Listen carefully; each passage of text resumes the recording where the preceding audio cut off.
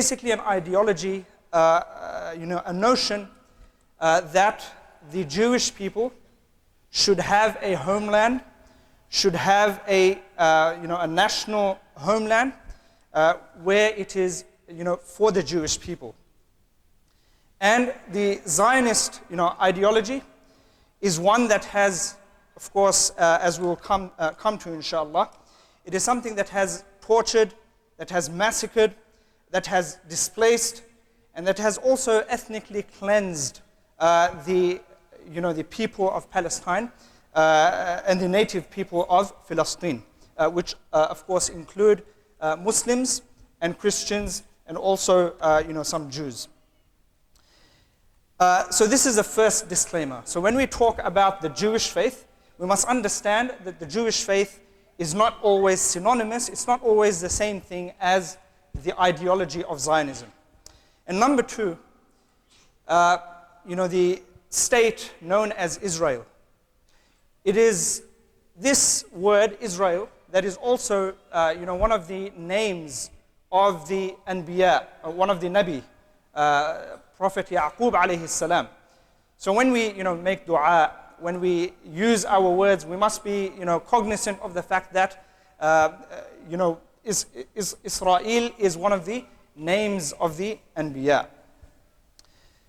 So starting from the 19th or the 20th century, or the early 1900s, up until the early 20th century, Jews generally, they found refuge under Muslim authority and under Muslim rule. And in fact, there were many Jews living under the Ottoman Empire in this region of Palestine and in this general Arabian Peninsula. And in fact, we also know that they sought refuge in the Muslim lands when many of the other, the Byzantine Empire and many of the empires, they were tortured, they were massacred. And so these Jews came to the Muslim lands and they sought refuge in the Muslim lands. So up until the 20th century, the Jews, they lived in general harmony with the Muslims. And in fact, even the Christians, they lived in general harmony with the Muslims. So it's important to note that not all Jews are Zionists. Not all Jews are in support of having a homeland for the Jews. If you come across YouTube, some of the videos of some famous rabbis, they mention that, or those who hold that belief, they mention that, according to their faith, according to that minority faith, they say that Jews are prohibited, in fact, from creating or having a homeland for themselves. And there are many books written on this. Many Jews have written against the ideology of Zionism and the ethnic cleansing of Palestine and the people of Palestine. So for example, Pape and Avi Shleim and many others have written books about this. So where does it all start? We all know in the early 1900s, World War I takes place. Does anyone know the year? 1914. And in 1917, the British Empire, they promised the Zionist movement and the Jewish people around the world a country or a homeland that was called at the time Palestine. And by the way, the land of Palestine or the people of Palestine, it didn't just include the modern day Palestine. There were parts of Jordan, there were parts of Syria within that region. And of course, the British came along, they cut up the region, they gave one piece to Jordan, they gave one piece to Syria, they put rulers for each part, and this was their way. They divided and they conquered. And the British, of course, the British came and they promised the Zionist movement a land, and this was done with the Balfour Declaration in 1917. And if you have a look, that is a copy of the Balfour Declaration, 60-something words, which changed the course of history for the people of Palestine.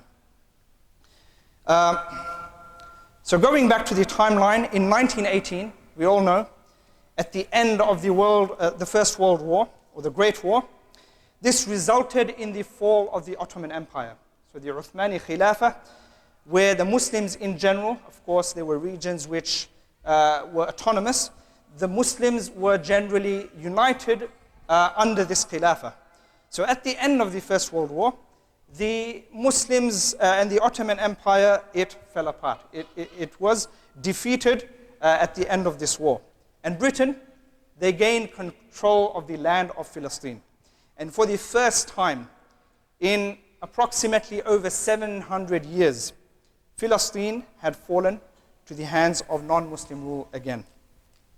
So from 1917 to just before the State of Israel, or the Declaration of the State of Israel, 1947, Britain, they facilitated the immigration of the Jewish people to this land of Palestine from different parts of the world, predominantly from Europe.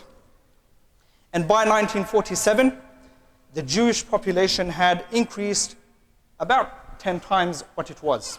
So 33% by the year 1947 consisted of Jews. However, at this time, they owned only 6.5% of the land of Palestine. In 1945, we then see that the end of World War II and the incident of the Holocaust, right? So the Holocaust, of course, many Jews were killed and slaughtered in this Holocaust, and Britain and the European states, they felt guilty about this. And they were almost, you can say, complicit in this Holocaust.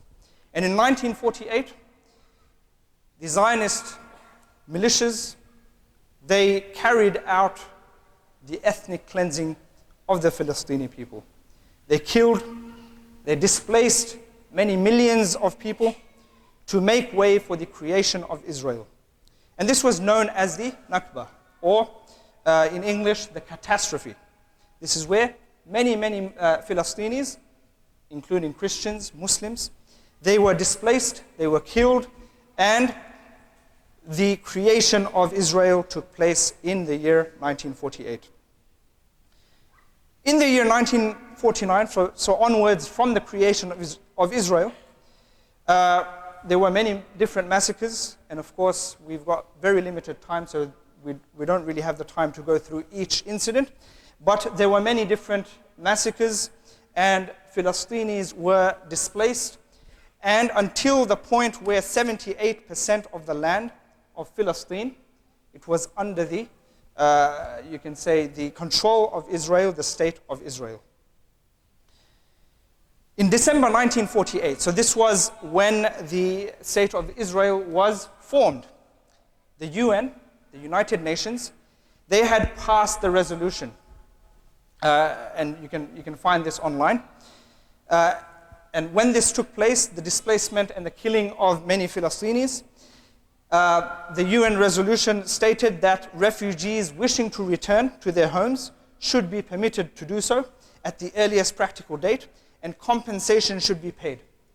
Meaning, the world and the countries around the world, they were in agreement that what had taken place was, should not have happened, and that Israel should return the land that had been overtaken during this time. But of course, we all know history.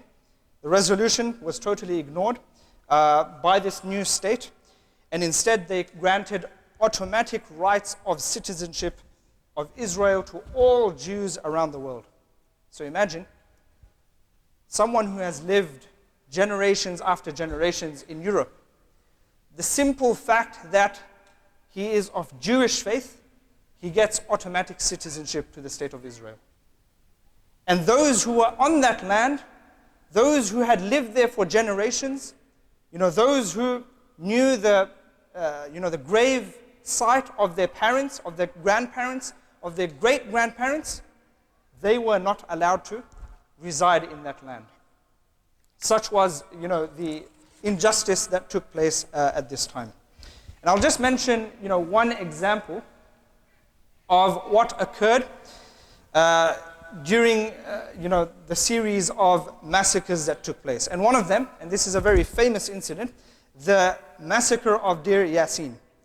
And this was just one of, perhaps, you can say, 34 massacres, around 34 massacres that took place. And this occurred on 9th of April 1948, just weeks before the creation of the State of Israel, before the declaration of the State of Israel.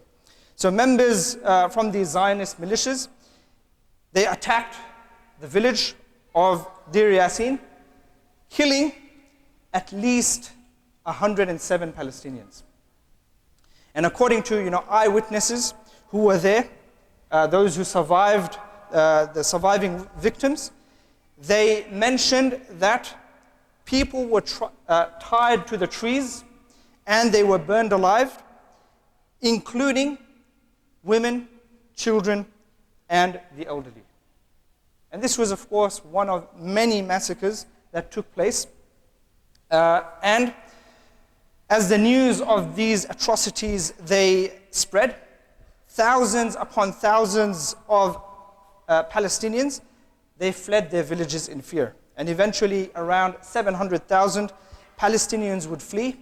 And these villages in the land known as Palestine, they would then become, Israeli villages. And as the State of Israel was created in 1948, we'll just go through a brief history of the land, or the land grab that took place over the years. And of course, this land grab was gradual, right? Parts of the land, as we can see from the map, over the years it was taken over by the state, and it became under the control of the Israeli government. So, of course, between 1922 and 1947, Britain facilitated, Jewish immigration, as we just mentioned. And according to the UN plan, right, the United Nations, in their resolution, which was passed in the year 1947, Jews were given approximately 55% of the land. 55% of the land. Even though they only owned about 6.5% of the land at that time. And then, over the years, settlers started populating these areas until the year 1967, where the famous war took place, the Six-Day War, involving some of the regional Arab countries, including Egypt, Syria, and Jordan. And in this war, Israel then expanded into the West Bank and Gaza. Perhaps we can see on the map, so Israel, Gaza and West Bank, they are separated.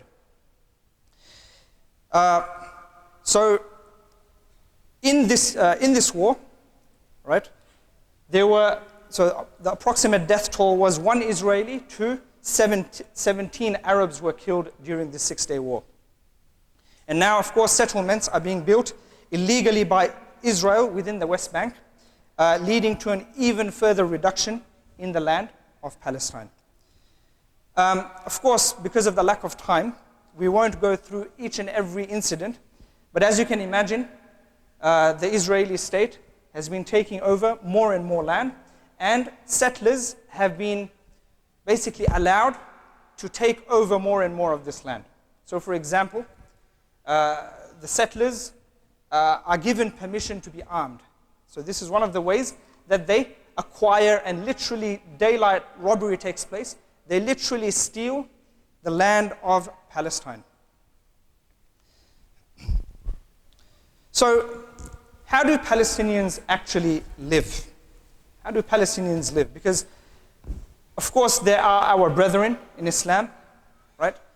When we understand their pain, when we feel their pain, when we understand the trials and the tribulations that they go through, of course, we will make dua for them, and we will truly understand the current situation that is occurring, right? Sometimes we hear propaganda from the other side, and we lose sight of who is the one that is causing injustice and who is the one that is under that oppression. So how do Palestinians, on a day-to-day basis, how do they live? Right? So, I'd like you to imagine yourselves, right? Raise your hand, right, if it takes you less than an hour to get to work or to school. Raise your hand. If it takes you less than an hour to get to school or to get to work.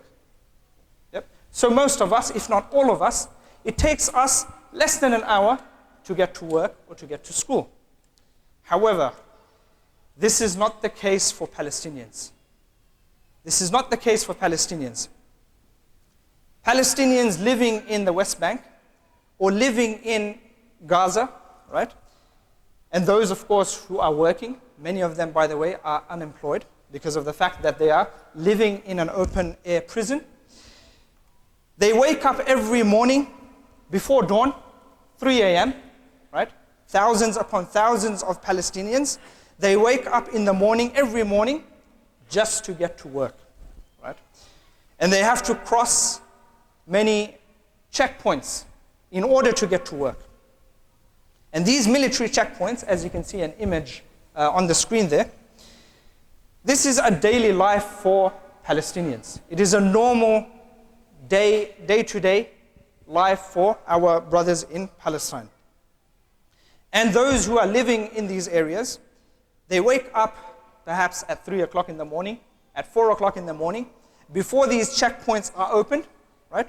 They line up in very crowded lines, right?